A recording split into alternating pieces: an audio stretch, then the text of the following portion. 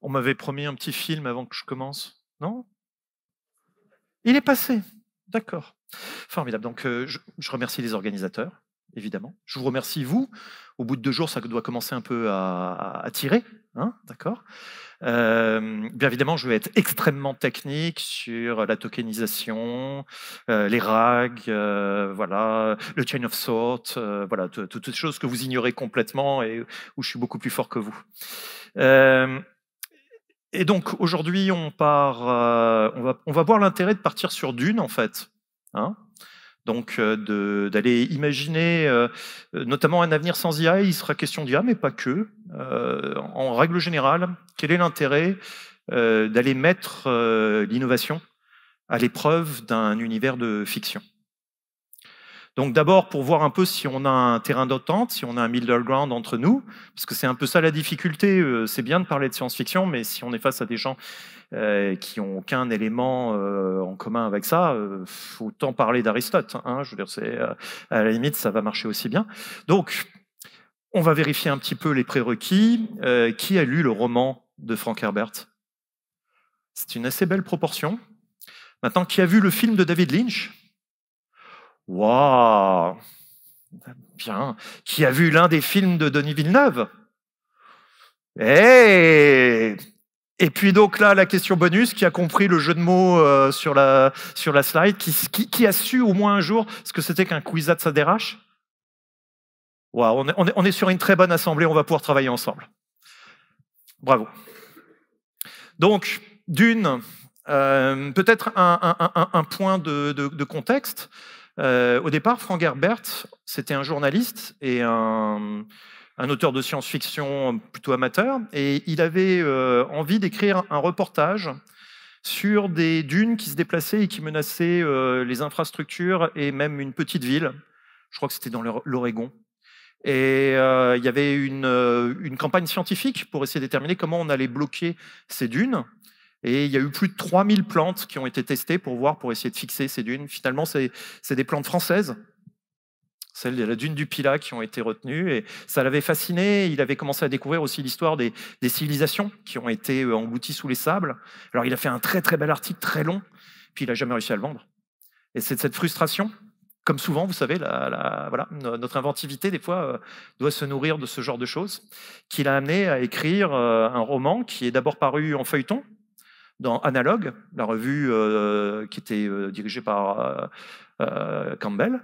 Et puis ensuite, il a de nouveau eu des problèmes parce que en fait, Campbell n'a pas du tout apprécié. Je voudrais rentrer dans les détails avec un autre Campbell qui a écrit l'histoire du héros éternel et pourquoi en fait ça fitait pas avec ce que pensait Frank Herbert. Toujours est-il qu'il a eu du mal à trouver un éditeur pour faire la version livre. Il a mis des années. Finalement, c'est quelqu'un qui avait aimé le livre sur son campus et qui dirigeait un peu une maison d'édition pour publier des modes d'emploi de tondeuse à gazon ou des trucs comme ça, quoi. C'est un peu comme si on avait trouvé Dune dans les gammes verts, hein. Et puis, peu à peu, en fait, à travers le milieu étudiant et puis aussi des allers-retours, parce que, par exemple, ça a été un extraordinaire succès en France. Frank Herbert, c'est que récemment que c'est un auteur aussi important aux États-Unis que c'est en France. Alors, les marchés ne sont pas de la même taille, mais quand même, il y a eu des amplifications un peu différentes dans le monde de son œuvre. Dune, du coup, ça présente un autre intérêt, en plus d'être l'équivalent un peu du Seigneur des Anneaux en fantasy, c'est-à-dire c'est le roman de science-fiction qui s'est le mieux vendu, plus de 20 millions d'exemplaires dans le monde, donc ça permet d'avoir une chance de pouvoir discuter de quelque chose que j'en connaisse. Ça a une autre qualité, c'est que c'est un univers. C'est un bouquin qui fait du world building de façon sérieuse, ça tombe pas en pièces en 5 minutes, comme dit Philippe Cadic. Et donc, du coup, comme c'est un univers de référence partagé, et que c'est un univers qui a une certaine consistance, eh ben on peut commencer à s'amuser avec en utilisant des méthodes qui dérivent au départ du design fiction. Et la plus en vogue ces temps-ci, ça s'appelle le science fiction prototyping, ce qu'ont mis en œuvre par exemple la Red Team en France récemment pour l'armée. Et je vous donne des exemples d'opérations qu'on peut faire qui sont intéressantes en termes de méthodologie de la conception. On peut faire le reverse engineering des innovations d'un univers, de cet univers-là. C'est ce que s'amuse à faire, par exemple, mon collègue avec qui je travaille tout le temps, Roland Lehoucq. On peut analyser les stratégies des innovateurs dans cet univers. C'est ce que j'ai fait dans le livre qui est présenté là à côté, qui est une étude scientifique, culturelle de l'univers que présente Dune. On peut explorer les conséquences de nos innovations dans cet univers. On peut les mettre à l'épreuve. C'est un peu ce qu'on va faire aujourd'hui.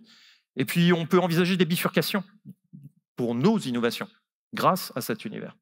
Bref, le mot d'ordre de ce que je fais quand je fais travailler mes étudiants ou les ingénieurs, c'est penser un autre monde pour penser notre monde autrement. Alors, allons-y, partons vers Arrakis. Arrakis, c'est le nom de la planète des sables, dont le nom vernaculaire est Dune. Alors, on sait dans le livre que c'est une planète qui est la 3e planète autour d'une étoile qui est nommée, qui s'appelle Canopus. Vous avez son nom savant, là. C'est une géante bleue. Elle est 8 fois plus massive que la Terre et 15 000 fois plus brillante, ce qui signifie, en ordre de grandeur, qu'elle vit beaucoup moins longtemps. Liet Kynes, c'est un des personnages, c'est un planétologue, et il va nous donner quelques informations sur la composition atmosphérique de Arrakis. Ça tombe bien, elle est très proche de celle de la Terre. Il y a d'ailleurs moins de gaz carbonique, il y a moins d'effet de serre. Donc c'est bien parce que les personnages peuvent se déplacer autrement qu'en scaphandre. On peut se dire d'ailleurs que tout ça a été créé, hein, on peut le supposer, parce que vu qu'elle vit que 8 millions d'années, l'étoile, il n'y a pas le temps pour que ça soit un développement endogène de cette planète, de son atmosphère, de sa faune. Tout ça a dû être, d'une façon ou d'une autre, généré artificiellement. On a des informations sur sa situation, et du coup on peut faire des calculs, c'est Roland qui les fait, il peut déterminer la distance à laquelle elle se trouve. Vous avez les températures, oui, ça c'est un détail quand même important, il fait très chaud, hein. Il fait, dans notre base Celsius, il fait entre moins 16 degrés et 60, 70 degrés, quoi. Donc, en moyenne. Donc il peut y avoir des trucs qui font un peu mal, qui piquent un peu. Du coup, elle est très très loin de son étoile qui est 15 000 fois plus brillante. On peut calculer donc le fait qu'elle prend du coup beaucoup de temps pour faire sa révolution. Ça fait... oui, les saisons durent longtemps. Voilà. Et puis voilà, ce que j'ai précisé, c'est 6 millions d'années, pardon, pas 8. Donc vous voyez, Canopus, ça veut dire que... Et ça, en fait, on ne fait que construire, à partir des éléments qu'a donné l'auteur, on renforce un peu les informations qu'on peut inférer et on continue sur son world building. Et puis après, donc, intéressons-nous à la planète, à sa configuration. On a une carte qui a été donnée par l'auteur qui représente l'hémisphère nord. On peut voir qu'il y a cette barrière de concrétion rocheuse voilà, et puis qu'il y a une toute petite calotte glaciaire, et puis une zone qui est délimitée, qui est celle où il y a des personnages très importants, des vers qui sévissent. Là, à côté, c'est une vue d'artiste, mais qui nous donne un peu une idée. Non seulement il fait très très chaud, mais en plus donc c'est un désert. C'est un peu mystérieux de savoir comment le sable a été créé. Mais bon, il y a du sable partout. Et il y a des tempêtes de sable gigantesques de plusieurs centaines de kilomètres de haut. Non, ils vont à plusieurs centimètres que elles font plusieurs kilomètres, pardon, parce qu'il n'y a pas plusieurs centaines de kilomètres d'atmosphère, mais elles vont à des centaines de kilomètres. Donc des tempêtes dites de Coriolis. Et ça doit être extrêmement dévastateur. Donc, si vous voulez mon avis, c'est un environnement légèrement hostile. Voilà. Et comme philosophe des techniques, on s'intéresse toujours aux technologies, mais en fait à leur milieu associé, là où on les met. Parce que les technologies, il n'y a pas qu'en elles-mêmes qu'elles trouvent leurs conditions de fonctionnement. Il faut bien qu'il y ait un environnement dans lequel vous les insérez. Ben, ça va être coton, en fait. Et puis, il y a eu de l'eau autrefois, et il n'y en a plus, apparemment. Dans le roman, vous savez qu'il y en a une partie qui a été stockée sous terre par les Fremen, puis il y en a une partie qui est dans la calotte glaciaire. Si ça suffisait pas, en plus, il y a des bestioles comme ça.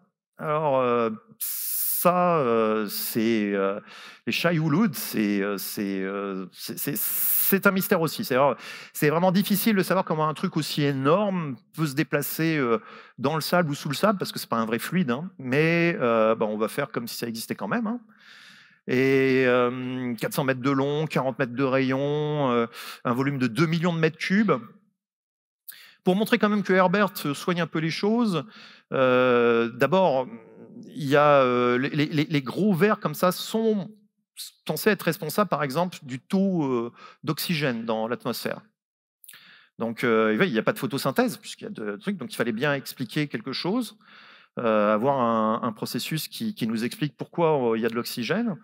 Et donc, il s'est même amusé à nous fournir, plus qu'il n'y a pas de photosynthèse, eh bien, la réduction, une autre opération chimique, qui est la réduction d'un acide, que le verre est censé opérer et qui lui fournit de l'énergie. Alors, d'où vient l'acide ? Je ne saurais pas vous dire, mais voilà, on a, vous voyez, c'est quand même un monde avec des éléments comme ça. Vous savez que les mondes imaginaires ne sont pas entièrement cohérents, c'est lacunaire. Mais il y a des auteurs qui font l'effort de nous mettre des bribes de hard science, de choses sur lesquelles on peut s'appuyer comme ça, et ça permet quand même de construire justement un monde pas complètement absurde, un monde qui ne s'effondre pas immédiatement. J'avais oublié de dire, mais en plus, il y a la guerre sur Arrakis. Ça frite, parce qu'il y a un conflit. Voici au moins 3 des factions qu'on rencontre dans le premier roman. Vous avez les Harkonnen. Les Harkonnen sont des gens pas forcément sympathiques. On pourrait définir leur idéologie de la technologie comme étant la recherche de la volonté de puissance. Voilà. Je ne sais pas si ça vous parle, mais en fait, il y a un auteur très important du début du XXe siècle qui s'appelle Oswald Spengler, qui a écrit L'homme et la technique. Ça a énormément inspiré des gens comme les nazis, par exemple. Et en fait, ça sert assez bien là-dedans. C'est une philosophie où la technique, c'est la tactique du vivant. C'est ce qui permet de dominer son environnement, les autres espèces, les autres êtres humains. C'est la recherche de la volonté de puissance. Du coup, ils ont aussi un rapport. Il faut pas oublier qu'ils ont aussi un rapport à la technique qui est dégradée, hein, parce qu'ils ne respectent pas la dignité de la personne humaine ni la valeur de la vie, mais ils ne respectent pas non plus en fait la valeur des machines si elles ne servent plus à leur volonté de puissance. Donc, il n'y a pas de respect non plus de la technicité en tant que telle chez eux. Ensuite, on a une autre maison, c'est celle des Atréides. Alors, les Atréides, c'est des gens plus sympathiques. Il y a un moment donné, ils sont définis par un observateur assez impartial qui dit que c'est un mélange de force et de douceur. Et de fait, même si les films insistent sur le côté un peu militariste de leur société, si on lit le roman, notamment les passages qui sont aussi dans le feuilleton qui ont été écartés, c'est plus des hommes d'affaires au départ. Hein. C'est des bons managers notamment. Le duc Leto, c'est quelqu'un qui considère vraiment que la valeur ne réside pas dans les choses, elle réside dans les gens, et les gens qui sont à son service. Et il essaye de s'attacher à leur fidélité en étant exemplaire, en fait. Hein. On le voit dans le film, il y a un moment donné où il a le choix entre sauver justement une moissonneuse, et il n'en a pas beaucoup, et c'est la source de la richesse qu'il peut extraire de l'épice, et puis sauver, en risquant sa vie, les travailleurs, les gens qui sont à son service, et il fait le deuxième choix.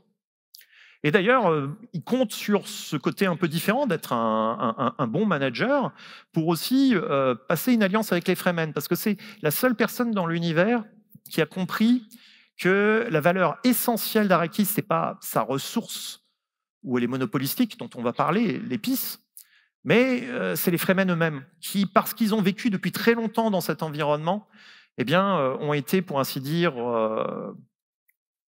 sélectionnés et sont devenus d'extraordinaires combattants. Et puis, il y a les Fremen. Et les Fremen, eux, se considèrent comme les indigènes de ce pays, même s'ils ont été déportés comme les autres. Ce n'est pas des êtres humains qui seraient apparus par évolution naturelle, mais ils se sont adaptés au milieu associé qu'est Arrakis. Et ils ont des objectifs différents. D'abord, ils veulent que l'Empire s'en aille. Ils veulent être souverains. Et la deuxième chose, ils veulent aussi avoir la possibilité de faire de la terraformation. Ils veulent pouvoir transformer une partie du désert en oasis.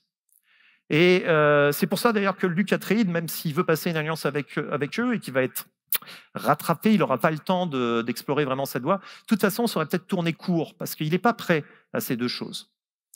Il veut bien être moins infect que les Harkonnen qui, s'ils peuvent, élimineraient, génocideraient les Fremen, mais c'est pas un révolutionnaire, il est au service de l'Empire et il est aussi là pour utiliser l'épice. Alors du coup, voilà le style de question qu'on peut se poser dans cet univers, c'est pourquoi les Fremen n'utilisent pas de panneaux photovoltaïques? Et en fait, je vous ai donné plein de raisons avant, et on peut voir, voilà, vous voyez bien, le panneau photovoltaïque, ça tombe sous le sens. Vous avez du soleil, ça crache vraiment de l'énergie, là. Vous avez du silicium pour faire voilà, du verre, des panneaux. Et ces deux ressources, et pourtant, il n'en est pas question dans le roman de Frank Herbert. Alors peut-être que c'est parce qu'il n'a pas pensé à nous en parler, mais nous, on est un peu des pervers avec Roland, donc on va chercher, est-ce qu'il n'y aurait pas une raison pour laquelle il n'y ait pas de panneau photovoltaïque? Donc, vous avez le droit de répondre oui plusieurs fois. Qui pense que c'est à cause des Harkonnen? Ah ouais, ouais, ouais, moi je pense que si, ouais, on risque de se faire repérer. Ouais, ouais. À cause des tempêtes de Coriolis? Ah bah ouais, le sable, c'est pas bon pour les panneaux photovoltaïques, je suis d'accord avec vous. À cause des vers des sables. Un peu moins, mais c'est vrai que les vers, ils n'aiment pas tout ce qui est électromagnétique. Donc quand vous sortez le courant, voilà. Et parce qu'il fait trop chaud. Pas mal. Bah, c'est vrai aussi, parce que les panneaux photovoltaïques, le rendement change en fonction de la chaleur, et plus il fait chaud, moins le rendement est bon. Et là, en plus, vous avez une question très particulière, qui est le spectre d'émission de l'étoile face à laquelle vous êtes, où le silicium est plus le bon matériau, enfin, c'est pas le matériau idéal non plus, donc le rendement serait assez pourri. Et je vous poserai à la fin, si vous avez envie, la question de savoir, mais dans ce cas-là, qu'est-ce qu'ils utilisent?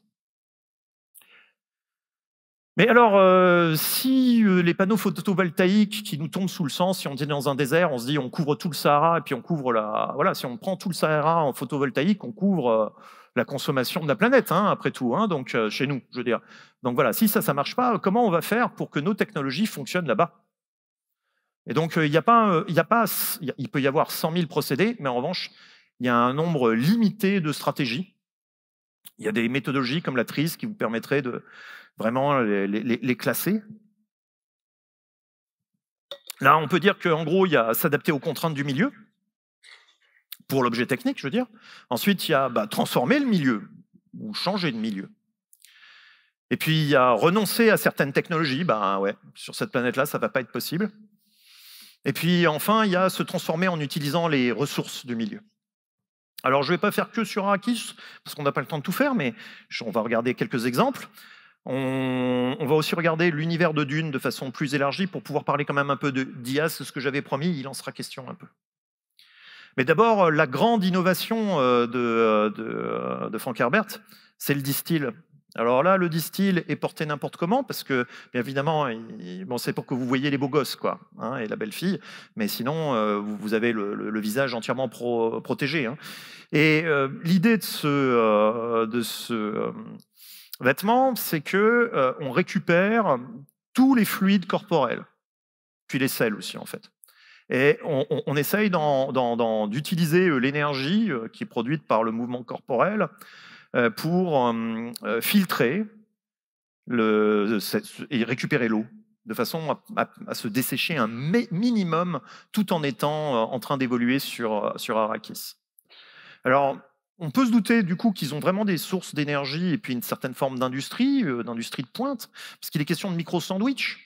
Et dont on dispose, nous, de plus élaboré pour filtrer l'eau, ça serait des nanofiltres, hein, des nanomatériaux, où on fait passer les molécules en les compressant très très fort pour qu'ensuite on récupère de l'eau pure. Alors d'ailleurs, que ça soit de l'eau pure, ça serait un peu gênant pour la reconsommer derrière, mais voilà, peut-être qu'il y a un aspect un peu de chimie derrière qui vient arranger tout ça. Toujours est-il que ça, c'est l'innovation que propose Frank Herbert dans son roman. Il y insiste beaucoup, il l'a décrit.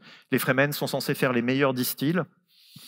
Et la question, c'est rétro-engineering, est-ce que c'est possible?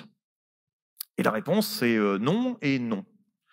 C'est pas possible parce que, pour une raison de principe, c'est que si jamais vous suez, c'est parce que vous voulez évacuer de la chaleur. C'est-à-dire vous suez et l'eau en s'évaporant va faire une réaction qui va permettre de voler de la chaleur à votre corps, et c'est une question de régulation thermique. Maintenant, si vous récupérez l'eau, enfin cette vapeur, et que vous en refaites un liquide, ça va recréer de la chaleur. Donc vous allez vous en reprendre au moins de la moitié. Et donc je déconseille aux gens qui font un marathon quand il fait très chaud de porter une combinaison de surf. C'est pas bon pour vous, hein, ça va. Et là c'est la même chose. Porter un distill, il y a de fortes chances que ça vous fasse bouillir assez rapidement.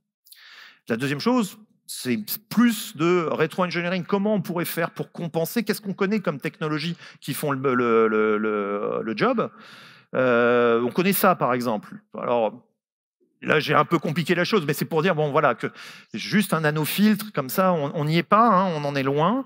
Ça, c'est ce qui se trouve dans l'ISS, dans la station spatiale, et ça permet de récupérer, je crois, 75%, les urines, la sueur, voilà, l'humidité ambiante.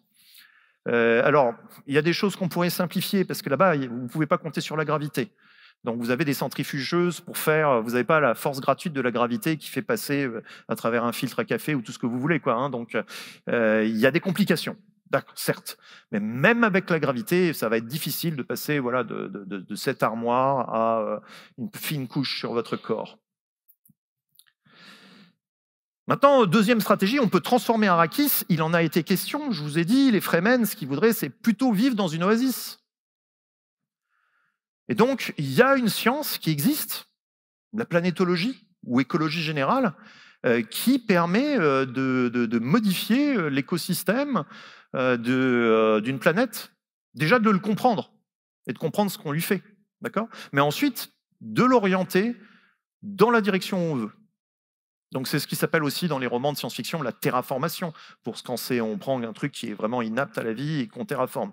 Alors, on ne sait pas trop pourquoi Dune a été terraformée comme elle l'a été, mais bon, voilà. En revanche, ce qu'on sait, c'est que le planétologue impérial a pris fait et cause pour les Fremen avec lesquels il vit, et qu'il cherche une solution, justement, pour déclencher un cycle de transformation du milieu de l'environnement qui soit, voilà, qui ressemble plus à une planète tempérée, ou au moins créer des oasis. Il a eu plusieurs hypothèses, tirer de l'eau en chauffant certaines roches, c'était énergétiquement pas praticable. Et puis, finalement, il est arrivé avec une planification écologique. Et c'est une conception d'innovation très intéressante, parce que totalement intempestive de nos jours, c'est que ça va prendre énormément de temps et énormément de préparation. C'est vraiment pas comme dans Total Recall, on appuie sur un bouton, il y a un truc qui ressemble à une bombe atomique, et 15 minutes après, waouh, on est au paradis. Non, pas du tout. C'est un truc, il faut plusieurs générations pour accumuler les ressources, et ensuite, il faudra patiemment lancer, un peu comme quand on a bloqué les dunes de l'Oregon en mettant d'abord de l'herbe, ensuite des arbres. Il faudra beaucoup, beaucoup de temps. Mais c'est faisable dans 400 ou 500 ans.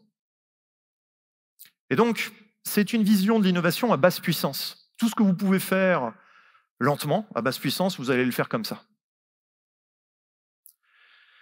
Et puis, c'est une définition de l'écologie. C'est une définition de ce que c'est que l'écologie scientifique comme support de l'innovation. C'est une discipline qui est fondamentalement, alors elle est d'inspiration cybernétique, c'est comprendre toutes les boucles de rétroaction dans notre environnement, mais c'est la science des conséquences. C'est savoir ce qu'on fait. C'est savoir qu'on pratique déjà la planétologie. Nous, on a créé un très gros effet de serre pour avoir plus chaud, voilà, et ça fonctionne très bien. On modifie tout à fait notre environnement actuellement. On accélère même, on est très efficace là-dedans. Peut-être qu'on est moins efficace dans la compréhension des conséquences, et encore qu'il y a des gens qui nous disent que ça va avoir des conséquences. Alors on les connaît peut-être pas totalement, c'est quand même, on va vers l'inconnu. Je vous raconte, pas toutes mes discussions avec mes collègues du GIEC, parce qu'ils travaillent en face de chez moi, le LSCE, mais il y a beaucoup d'inconnus. Mais nettement, c'est vrai qu'on va dans cette voie, hein. Bon, il y a toutes les histoires de seuil, de points de bascule, c'est évoqué dans le roman à certains moments. C'est une compréhension quand même, voilà, qui vient des années 60, qui montre qu'il y a largement le moment d'anticiper. Alors, avec tout ça, mais en gros, pourquoi on va sur Arrakis? On va sur Arrakis parce qu'il y a une denrée qui s'appelle l'épice. Et l'épice, c'est un psychotrope. Ça fait halluciner les gens des visions de l'avenir. Et cette ressource-là, alors ça fait aussi vivre plus longtemps. C'est un mutagène pas simplement dans la descendance. Un mutagène, ça fait qu'on a en premier signe le blanc des yeux qui devient bleu. Et cette capacité à découvrir la préscience, c'est quelque chose qui permet de donner des capacités à certains êtres humains qui deviennent ce qu'on appelle en philosophie des techniques hypertéliques, suradaptés à une certaine fonction. Ça leur permet donc de calculer des trajectoires dans l'espace-temps et de permettre le voyage intersidéral ou intergalactique. Et dans ce cas-là, il y a toute une question d'écosystème qui nous est donnée. C'est un écosystème qui se ferme sur lui-même, entre le plancton des sables, la truite des sables, le ver des sables. Il y en a qui mangent l'épice, il y en a qui le produisent, donc ils doivent certainement en produire beaucoup plus avec un meilleur rendement. On ne sait pas trop ce qu'ils mangent là sur des sables. Et ensuite, il y a les vers qui les dispersent à la surface. Et voilà, c'est intégré. Et ce cycle écologique, c'est le problème, en quelque sorte, c'est l'enjeu. L'enjeu, c'est que si vous faites les vers des sables, ils vivent dans une certaine partie du désert. Et si vous créez une oasis autour de la calotte glaciaire et tout ça, en fait, vous allez détruire l'accès à cette ressource. Donc, il y a un enjeu entre le désir des Fremen de bénéficier d'une planète plus verte et le fait que tout l'Empire a besoin que l'épice coule à flot. Évidemment, ça peut nous évoquer quelques petites analogies avec l'époque actuelle, mais voilà, dès les années 60, c'est présent.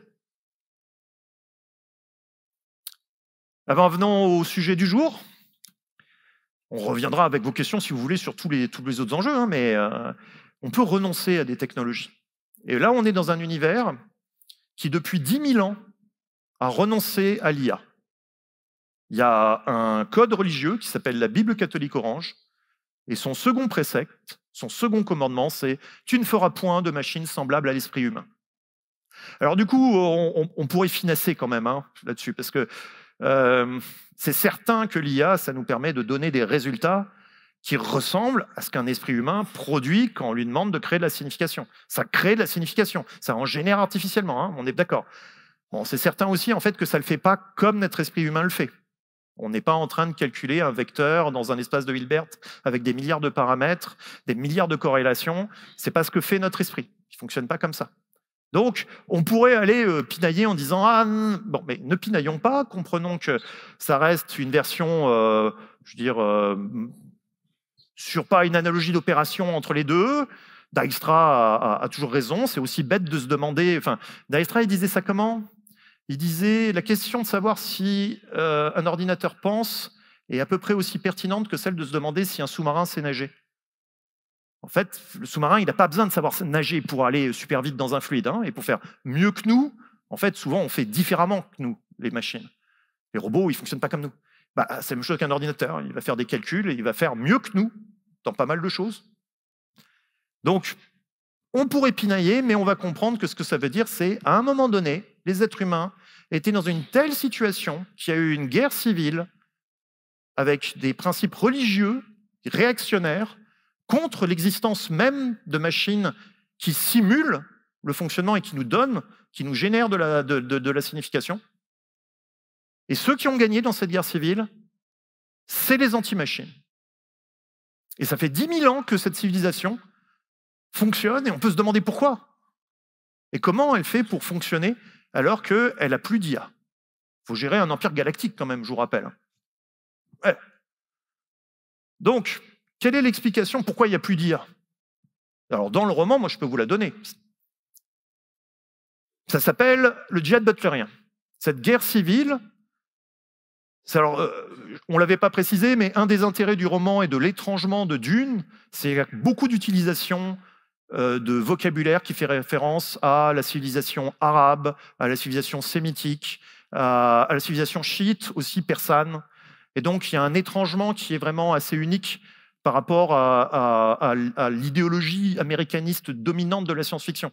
Vous pouvez le voir dans les films. Dans les films, il n'y a pas un seul arabe au générique, quoi. Ça parle arabe dans le film, mais il n'y a pas un acteur.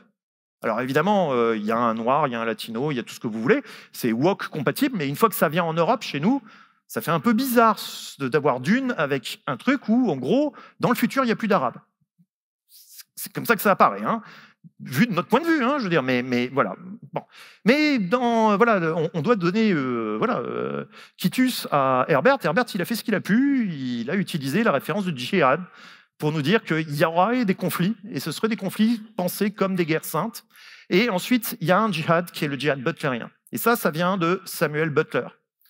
Alors, il a écrit un roman, Erewhon, qui faisait se situer déjà dans une hypothèse de ce type, c'est-à-dire des explorateurs britanniques dans les Andes découvrent une civilisation perdue qui existe en fait depuis beaucoup plus longtemps que la nôtre, mais si elle a survécu, c'est parce qu'elle a fait en fait un moratoire et même elle a détruit toutes les technologies avancées et c'est pour ça qu'elle a réussi à survivre. Et après, s'ensuit une description utopique, dystopique, qui est une sorte d'ironie, de critique ironique de la société victorienne.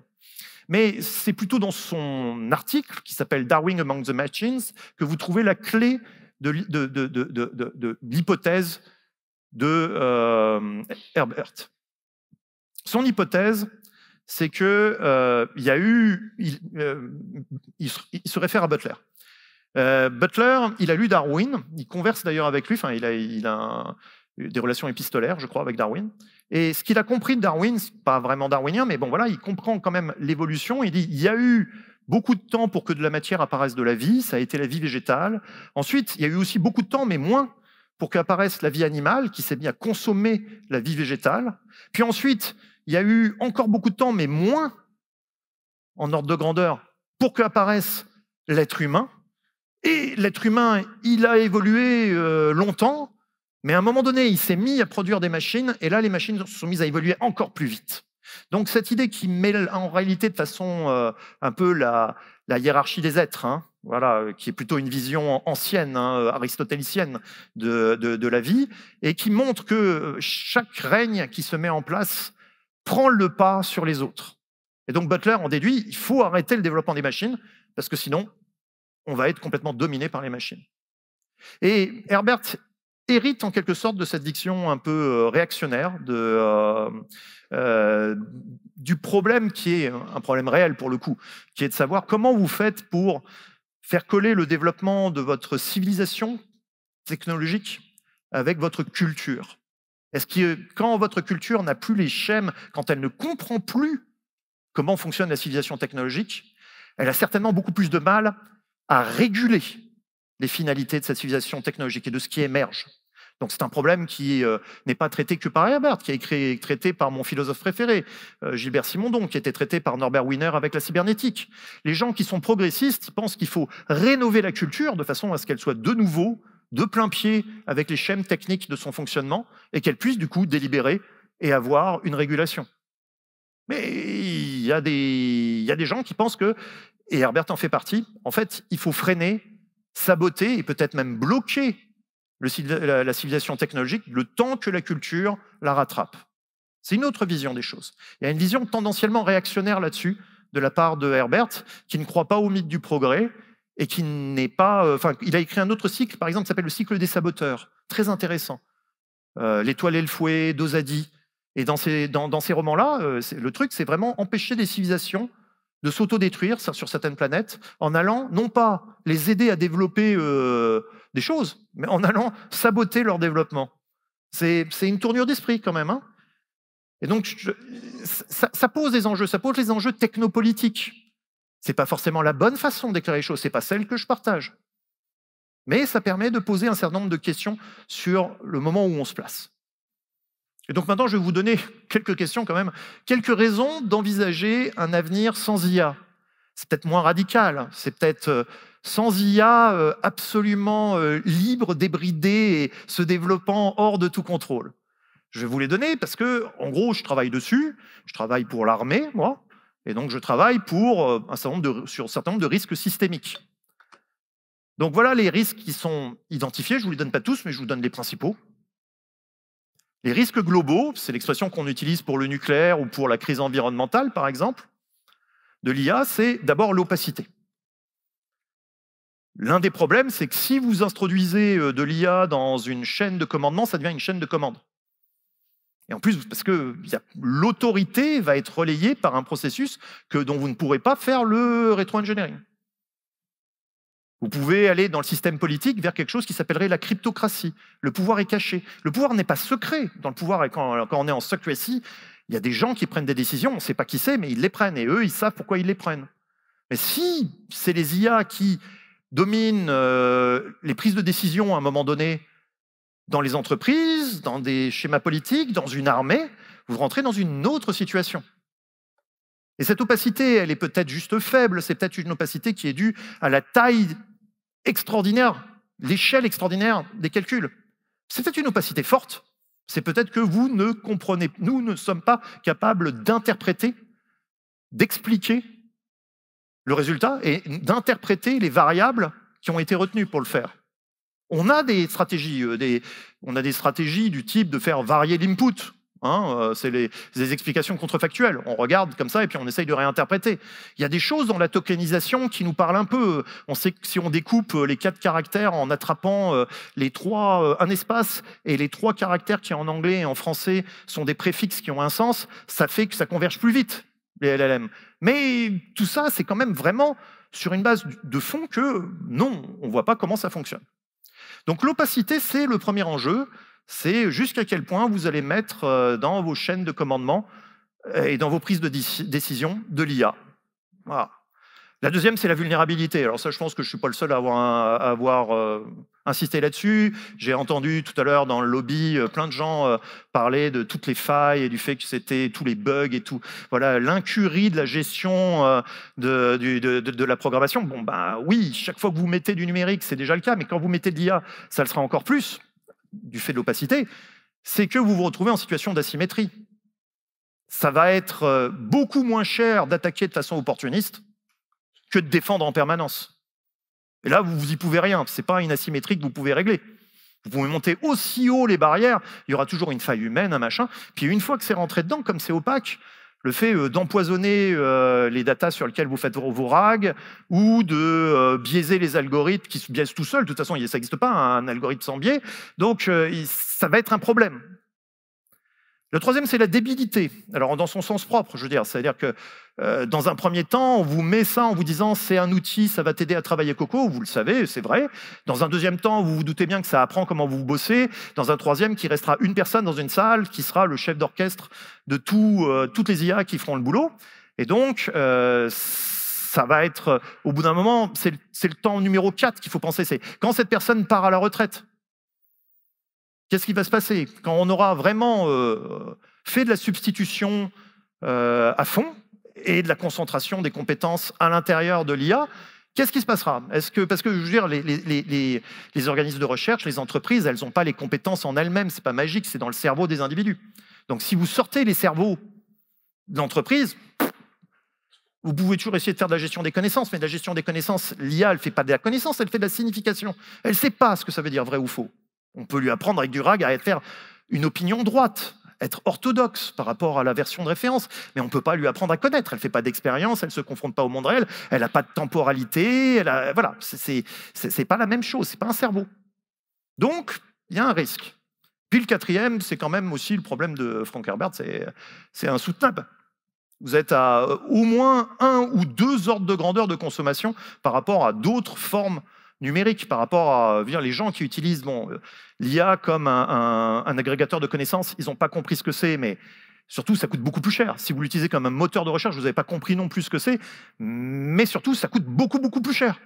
C'est vraiment mieux d'aller faire un clic sur Wikipédia et puis de travailler à partir de ça et des données. D'abord, ça fait fonctionner votre cerveau, mais en plus de ça, c'est plus fiable, mais à partir de ça, ça coûte de 100 à 1000 fois moins. Donc, il y a ce problème de surconsommer les ressources de milieu avec l'IA. Je ne suis pas contre l'IA. Je veux qu'il y en ait les endroits où c'est vachement bien. Il y a des endroits où on en a besoin. Mais si vous en mettez partout, vous rentrez dans cette grille. Et cette grille, elle vous inquiète peut-être pas, mais voilà, elle va inquiéter les gens qui ont une réflexion stratégique. Donc, du coup, moi, je m'en profite pour prendre l'argent de l'AID et payer mes étudiants avec. Alors, dernière fois, pour un peu changer d'optique. Qu'est-ce qui se passe chez Frank Herbert? Ben, on a arrêté les IA complètement, pas, comme je dis, juste de penser stratégiquement là où il faut en mettre et éviter d'en mettre là où c'est pas bien. Excusez-moi. Et donc, du coup, comme le progrès s'est arrêté de ce côté-là, il y a une hypothèse de style vase communicant, et il y a eu un effort de perfectibilité de l'espèce humaine elle-même. Et c'est ça qui explique pourquoi l'Empire ne s'est pas effondré. D'une part, il y a des êtres humains qui ont été suradaptés, qui ont été... Ah, je m'arrête. Ben, ça tombe bien, on est à un slide de la fin. Donc, je finis ça. Donc, vous avez des mentats. Les mentats, c'est devenu des sortes d'ordinateurs vivants. Et puis, vous avez les Bene Gesserit. Les Bene Gesserit, elles font de l'eugénisme, parce qu'elles sont capables de croiser les lignées humaines. Et puis, vous avez les navigateurs de la guilde, qui sont capables de calculer à la place des ordinateurs et des IA les trajectoires dans l'espace-temps. Quand on revient sur Terre, eh ben, une fois qu'on a fait ce style d'opération et que je vous accompagne dans un monde, on peut se poser des questions sur les efforts d'adaptation. Sont-ils suffisants? Sur la géo-ingénierie, dont on parle de plus en plus, est-ce raisonnable? Sur le renoncement aux IA, duquel je vous ai donné des arguments, mais peut-être pas pour un renoncement total, ce n'est pas ce que je pense. Mais est-il supportable? Puis sur le post-humanisme, est-il responsable? Et puis voilà, ça c'est mes complices avec lesquels on fait ces réflexions de ce type-là. Et je vous remercie beaucoup et je m'excuse d'avoir débordé.